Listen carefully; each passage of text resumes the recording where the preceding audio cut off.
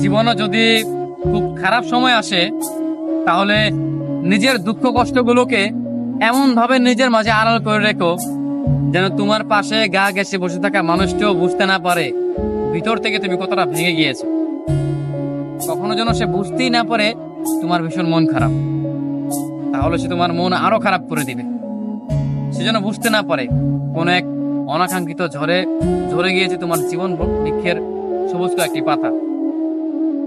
সে যেন বুঝতেই না পারে তুমি ভিতরে ভিতরে ভেঙে গিয়েছো, এটা যেন সে বুঝতেই না পারে।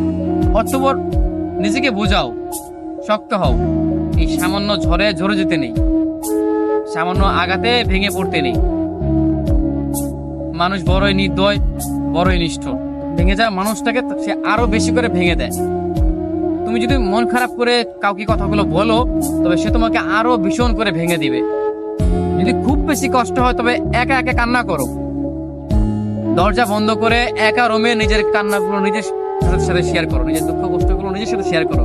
তবুও কোনো মানুষের কাছে না যাও, কোনো মানুষকে তবুও না বলো যে তোমার ভিতরে ভিতরে কেমন কষ্ট হচ্ছে, কি সেই অনুভূতি, সেগুলো তুমি মানুষের সাথে শেয়ার না করো। কারণ মানুষ বড়ই নির্দয়, বড়ই নিষ্ঠুর। তারা ভেঙে যাওয়া মানুষগুলোকে না বাঁচিয়ে উল্টো তারা আরো